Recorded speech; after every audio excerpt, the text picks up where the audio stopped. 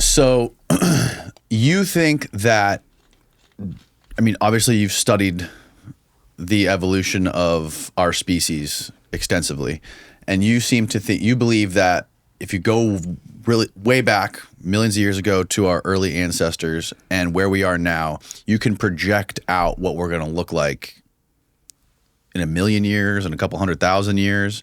And you think that that would be what these aliens look like, with huge eyes, big heads, no muscles, skinny, small bodies.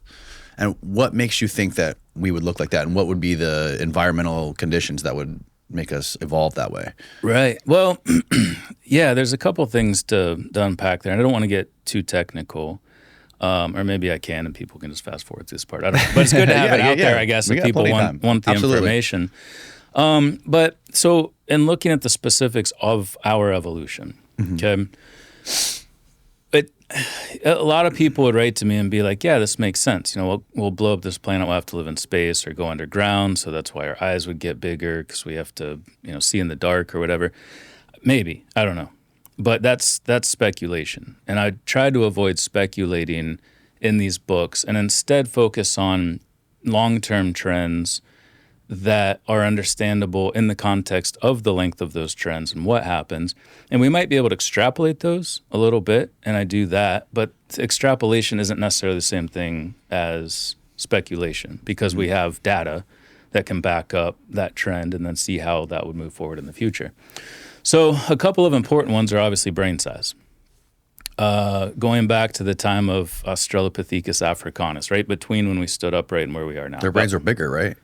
Much, much smaller. Oh, really? I thought they were bigger. 3.5 million years ago, they were a third the size of ours. They were about 420 cubic centimeters. On average, the modern human brain's between 1,400 and 1,600 cubic centimeters. So about the third the size of our own, about the same size as a chimpanzee, a little bit bigger than a chimp. Okay. It wasn't until we get beyond the Australopithecines, Homo habilis, you see a little jump. And then with Homo erectus, throughout the time of Homo erectus, we start to see an accelerating curve where it gets bigger and bigger. And by the time you get to Heidelbergensis, Rudolfensis, Bodensis, all of those, it's getting to the point where they look more modern. Their postcranial skeleton's almost the same as ours. It's a little more robust based on where they lived and what they did. But their craniofacial anatomy is still pretty primitive. They have a prognathic face, a low sloping forehead, big brow ridges, simply because their brain hasn't grown out over top of the eyes yet. And in addition to us being the only biped, we're also the only mammal with a brain that sits right on top of the eyes. And it's interesting. Yeah, it's something that I took this study of craniofacial evolution and applied it in a biomedical context to see if the two main changes throughout hominin evolution are an increase in brain size. It moves forward and expands mediolaterally. And one of the characteristics that defines anatomically modern Homo sapiens is we have neurocranial globularity. Our brains expanded to the extent that we have like bobbleheads, basically. And our faces have shrunk back. So we have this trade-off between the brain and the face. Brain grows out, expands. Face gets smaller. Teeth get smaller. And we have a chin.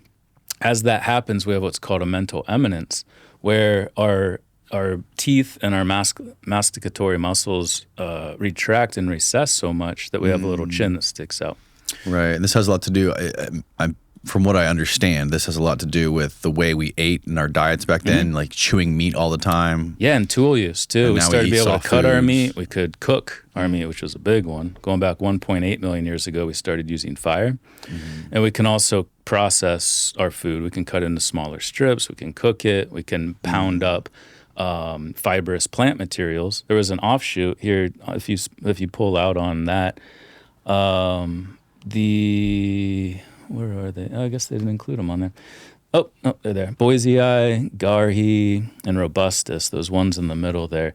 Those are all called robust Australopithecines because Can you punch in on that, Steve? They did the opposite. What they have, and you can even see on the Australopithecus boisei, this little ridge running from around the top, that's called a sagittal crest. You see that in gorillas too. And gorillas are vegetarians. They mostly feed on nettle, and they have these big bellies because they have to break down that fibrous plant material. They have to spend a lot of time chewing it.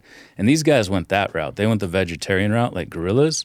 We went the omnivore route, started eating meat, and that helped our brains get bigger, and likely we killed them off, maybe even ate them.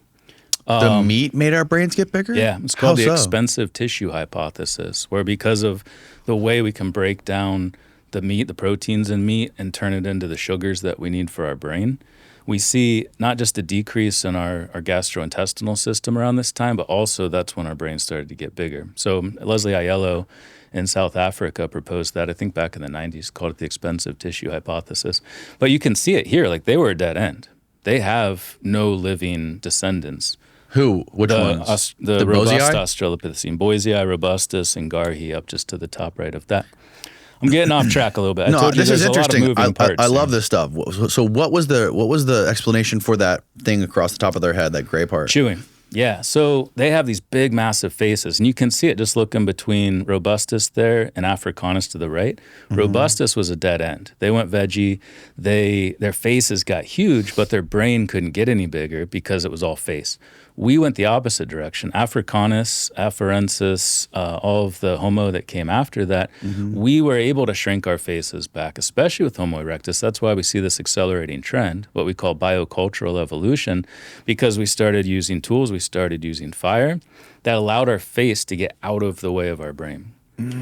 Because the brain grows first, and it leaves less time and space for the face to grow out. It's just an aspect of the modularity, the way the different parts of our craniofacial anatomy grow. But when we needed a face, when we were constantly chewing on fibrous plant material, the face had to be there. There was selection for that. Once we relax that selective pressure, teeth get smaller, masticatory muscles get smaller. Our temporalis muscles are the ones that would come up and attach to that sagittal crest in the robust Australopithecines. Right. Now they attach right here. They're all the way down here. We have very thin skulls. Our brain can grow out over our eyes. And like I started to say earlier, one of the things I look at in a biomedical sense is how that impacts vision. If juvenile onset myopia, astigmatism, which what you see with a highly myopic eye is it's elongated. And Myopic meaning short-term distance yeah, viewing. we call it farsighted, but you can't see things at a distance. Nearsighted, it's sort of weird how they phrased it. We say nearsighted, but you can't see things at a distance. I'm very nearsighted, like -5 diopters. Right. But what happens is the eye is expanded, or not mediolaterally, but from front to back. And what it does is it changes the focal length, where the image focuses in front of the retina instead of on the retina. And what I proposed in a paper, I think in 2012, is that may just be a function of our massive brains growing out over top of the eyes and our faces shrinking back underneath them, and the eye becomes sandwiched in between. And the only place for it to go is out.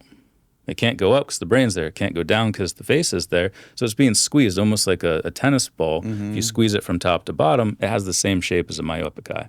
Right. So I proposed that in 2012, and it's gotten some traction. In any case, sorry, went down a little rabbit hole there. So where does that go, though, if you extrapolate out into the future? Right, and that's why it's extrapolation and not speculation, because this is a 6 to potentially 8 million year old trend.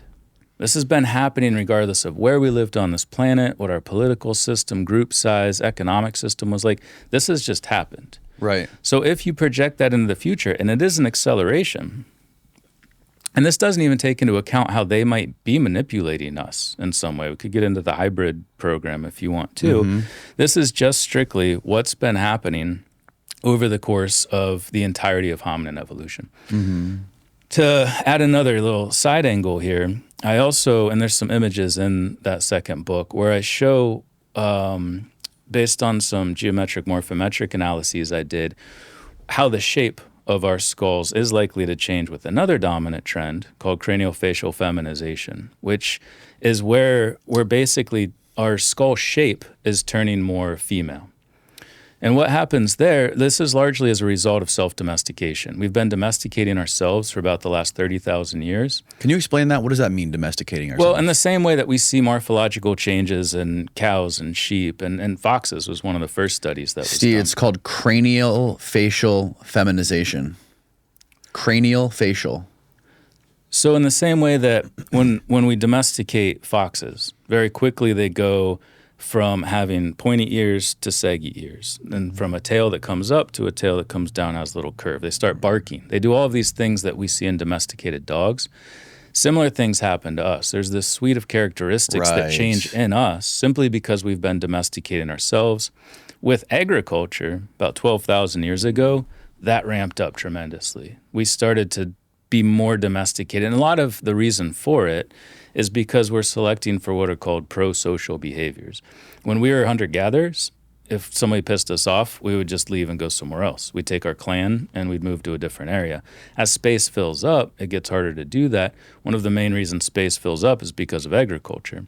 People just don't have the ability to move, and why would you? If you spend all of this time tending to the soil and weeding and removing bugs from your fields, you're going to stay there. You're going to reap what you sow. So we stay in the same place. We're forced to get along with people.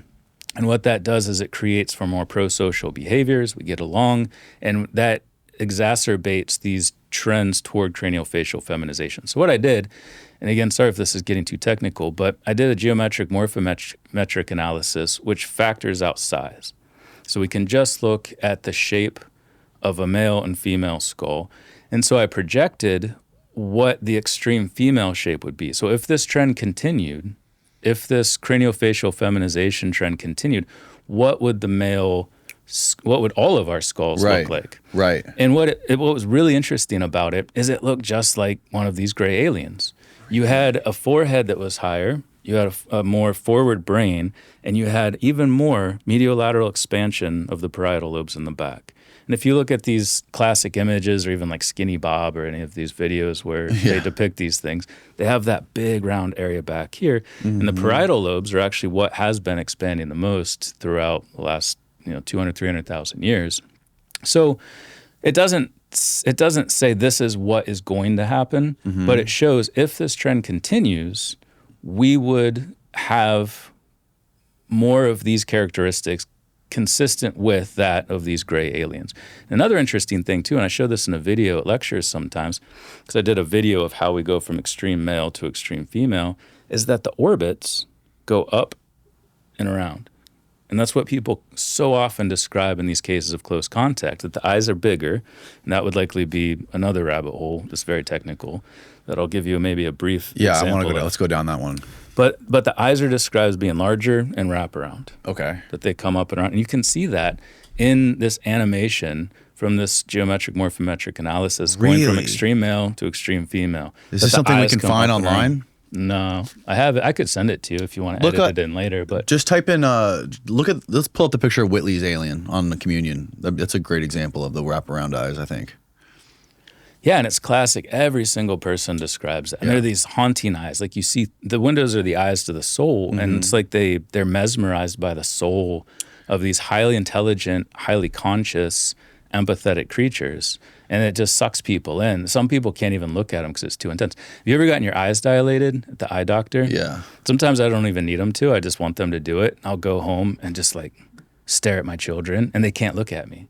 Because it just freaks them out too much, Really? Yeah, and they don't know, so I'll have sunglasses on. I'll just go up and I start screaming. Because, it's freaky. Even like someone on acid, they're or Adderall. I've seen people come in, like I've talked to people like people's pupils jacked on Adderall. And those are just normal sized eyes. Those are modern human eyes.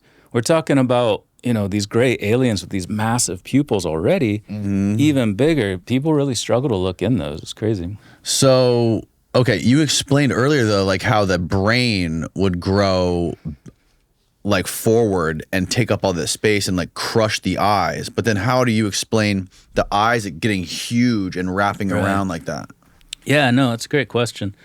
The main thing, and I pointed this out in that 2012 medical hypotheses paper too. One of the main reasons why the eye would grow larger is because our brains have grown larger throughout hominin evolution. And the eye is part of the brain. The eye is part of the brain, yeah. So it grows out of the telencephalon of the brain, the forebrain, basically, during early fetal ontogeny. So it is part of the brain. It grows out from the brain. And more importantly, they appear to be linked because of something called pleiotropy, where you can have the same gene or set of genes controlling seemingly different anatomical parts. So we see the eye and brain as being different, but because it grows out of the brain and it's governed by the same genes, it is essentially the same thing. So as the brain gets larger, we would also expect the eye to get larger. And then, couple that with and again, this isn't necessarily going to happen. It's just a model based on this dominant trend of craniofacial feminization over the last 30,000 years. But couple that with the fact that we do see this expansion and posterior rotation of the upper part of the eye orbits, I find to be really interesting.